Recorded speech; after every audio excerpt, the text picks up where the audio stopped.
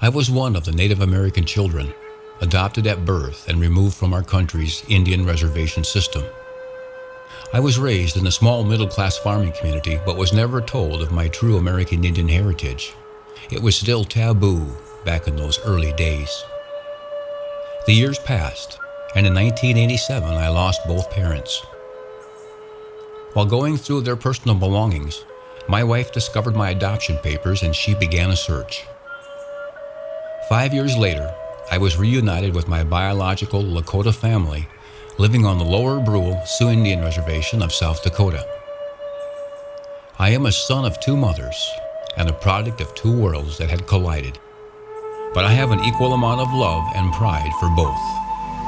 I'm Paul LaRoche, and the stories you are about to see are an attempt to share this true American story of a hidden heritage.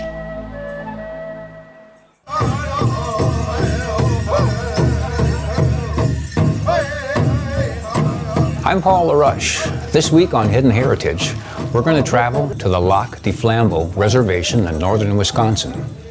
We're going to meet up with tribal artist, Native American performer, dancer, and entrepreneur, Michelle Reed.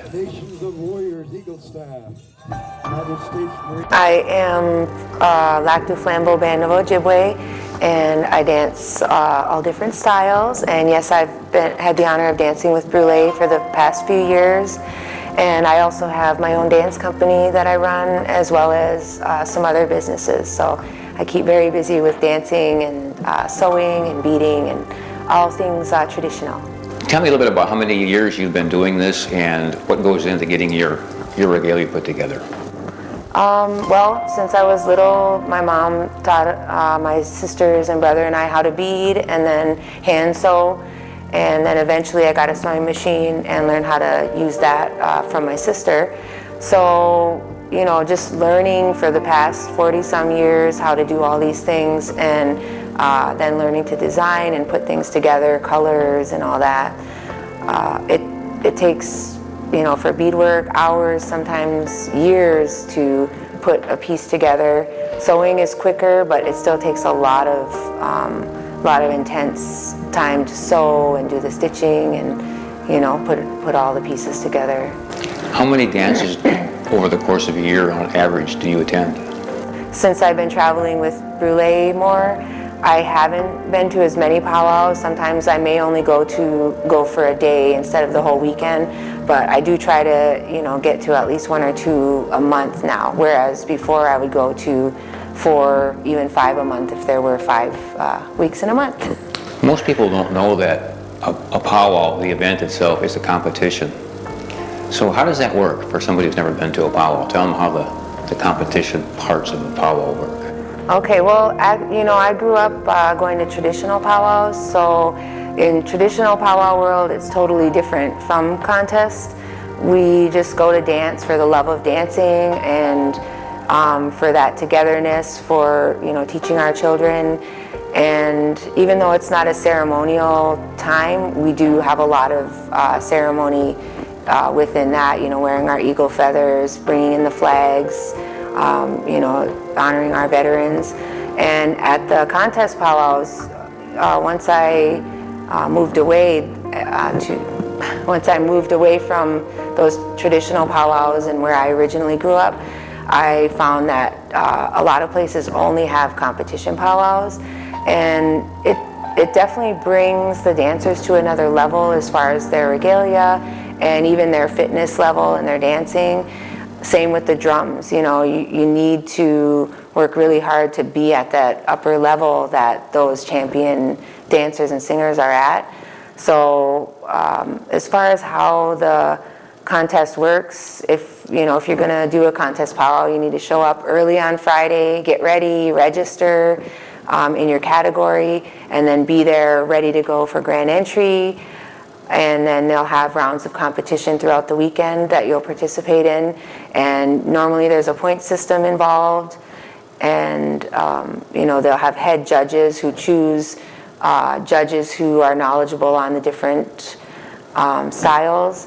And then at the end of the weekend, they'll announce the winners, and then, dancers can win hundreds, sometimes thousands of dollars for their participation in dancing.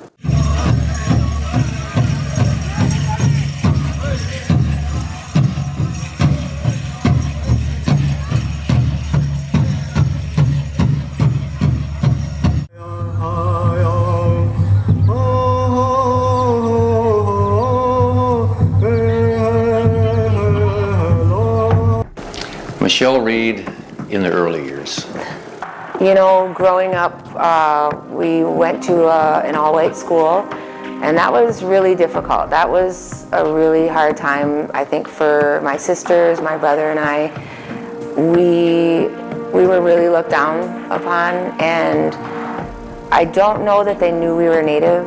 A lot of people thought we were black because they'd never seen a black person or an African American person, so they related us to like Michael Jackson or, you know, someone like that, but not in a good way. And just, you know, thinking back to the names they would call us, you know, we were very careful. We never wore shorts because then they'd be looking at our really brown legs and our dark knees, and it was a lot of just trying to keep to ourselves and not get physically tortured if possible. You know, not really having any friends or anybody to you know, spend time with besides our own family. And because we did live way out in the woods, mostly it was just our family a lot of the times. We gardened, we hunted, my mom would take us to different classes to learn how to make baskets and learn the language, anything that she could to teach us our ways, or if she didn't know or wasn't an expert at it. So we had the opportunity to learn.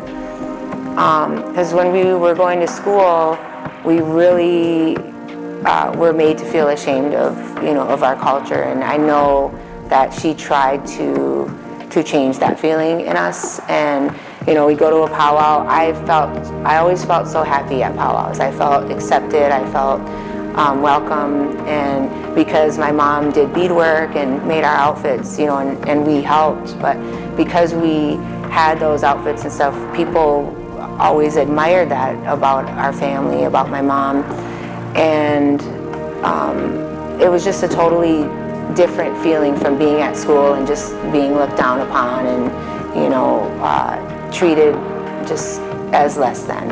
Over the years and in these times, have you seen changes like for your children? I would say yes, in some ways they definitely have. For the better? Yes, for the better. We see a lot less racism, a lot less of the things that I went through. I will say, now when I take my dance company and we go to the same schools that we were not well received in, I remember a couple of years ago we went to one of the schools and all the kids ran up to the fence and were hitting their mouths and making their version of Indian sounds. And it did bring that all back. So one thing I do, and I think we talked about this before, is to make sure that my kids and the people that I dance with always represent in the most positive way. We don't just throw our outfits on and just go. We make sure everything's together. We would do it just like we're going to a powwow. We put our paint on, we wear our feathers, and we show what a beautiful culture we have, because I think a lot of people still don't see that. In Upper Michigan, Wisconsin, we really try to take advantage or utilize those treaty rights that we have. So because of that, there's a lot of negativity toward our people in that way. So it's still going on. One thing that we hear is save a walleye, kill an Indian, and that's still being said. So it's gotten better. They know we're Native, not African American, but as far as some of the stuff, yeah, it's still there.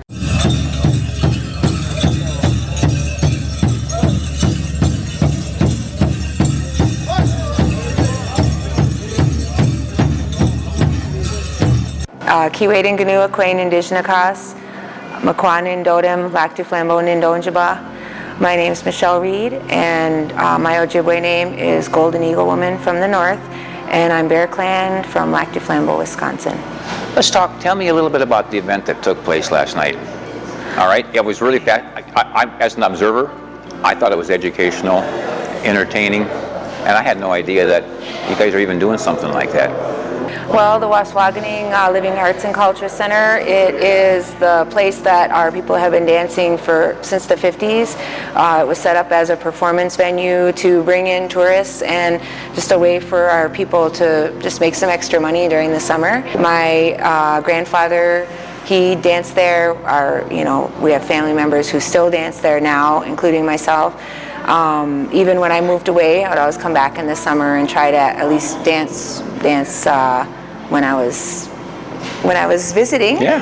And now my children dance there. Last year I was asked to run or manage the powwows. So now it's definitely taking on a whole new meaning, seeing what's involved with running that and just all the different things that are involved with keeping the culture alive, motivating our people to just get their regalia together, bring their children out and teach them the ways. We do a lot of our powwow dances, but we also try to focus on the traditional dances like the fish dance, the swan dance, and those things have been done down there, like I said, since the 50s. So it's pretty amazing to be doing what our ancestors have done for forever. My mom Linda was there, my brother Jim, and my husband Chad was there. He did the sound, and he made that new arbor that we have. My kids Hunter and Lauren danced with us, and then a lot of cousins and aunts and uncles. So yeah, it definitely felt like a family situation, and then you guys who have become like family to us. The Woodland Sky Native American Dance Company is the name of our dance troupe, and Shane Mitchell, he was one of the dancers last night. He and I started that group about 5 years ago. Yeah. My goal was to develop classes that really spoke to the needs of Native people now, which is we're very busy, we have a lot going on, so we need stuff that is a little bit quicker than maybe back in the day. It would take a year to make a jingle dress. Right. We kind of need to make it in a day or two, and it is possible with the right methods and teaching to make a quality item quickly. Yeah. But I think we just have to empower people to just do it, and then once they do it once, then they can repeat that and get better at it. So that's been my goal, is to develop these classes. So like a skirt making class where you can come to my class and make a skirt in 4 hours. And so many times, recently I've done these skirt classes with elders even who have never made a skirt for themselves, have never had a ribbon skirt. So, in our ceremonies and our different, events that we go to, we're asked to wear a ribbon skirt as women. So, or just to wear a skirt. It doesn't have to have ribbons on it, but those colors represent who we are. So it is really nice to be able to make your own skirt and know that you can do it yourself. Tell me a little bit about your fitness class. It's called Native Dance Fitness, and I started that about 3 years ago. I was asked by the Hannahville Indian community, which is a Potawatomi tribe, or a Potawatomi community.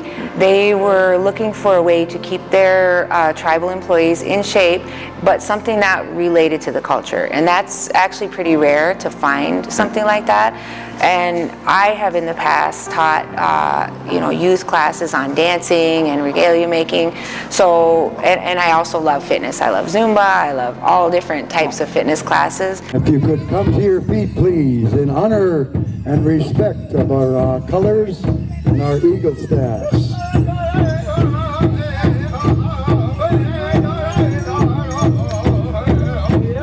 It's called the Bear River Powwow, and it's a beautiful powwow. Every year we would come. Growing up, it's one of my favorite memories, coming here, and the huge pine trees. It's right on the river. In the morning we do a parade, and our dancers participate, and then in the afternoon we have a band which leads up into the powwow. Wow. And then directly into this huge fireworks display. Like, it's so long. The thing that I do say, because I do work with a lot of youth, is growing up, it was really hard for me, and I think that everything I do now is because of that, because I did really feel bad about myself and who I was. And now when we go into communities and we work with Native youth who are in schools with non-Native youth, I hear a lot of them tell me they're so prejudiced, they look down on us.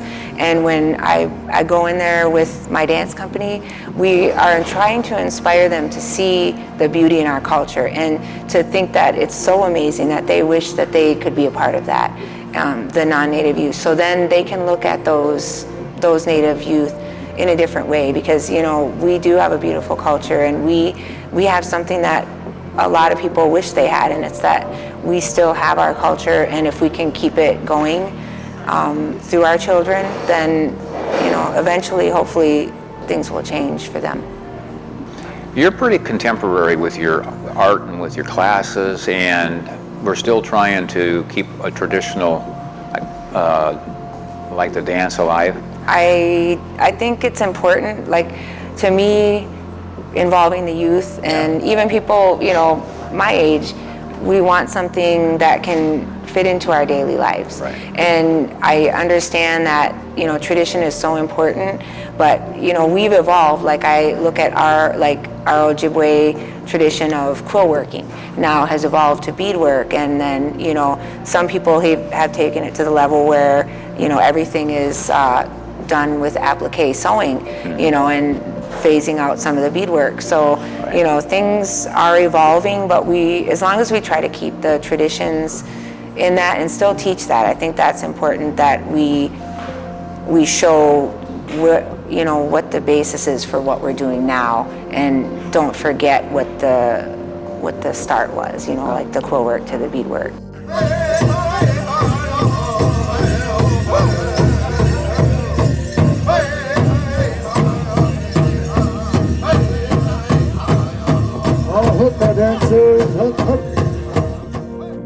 Just tell me a little bit about that event, when it happens, and what your plans are for the future for that.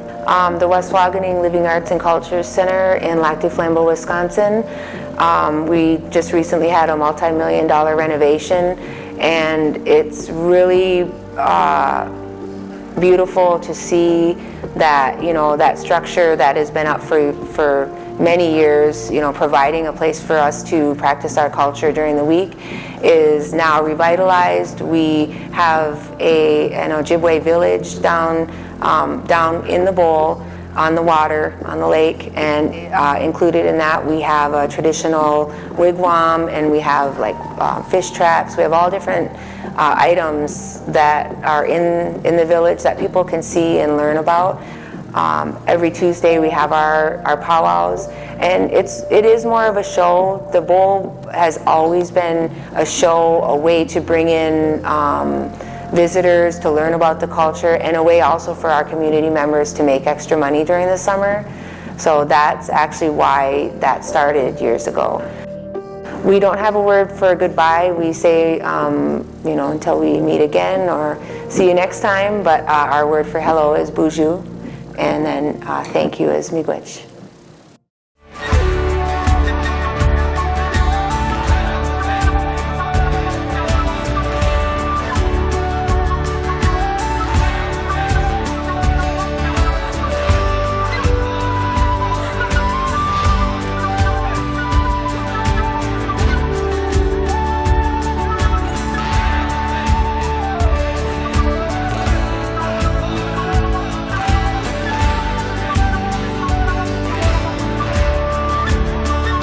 Thank you for joining us this week on Hidden Heritage.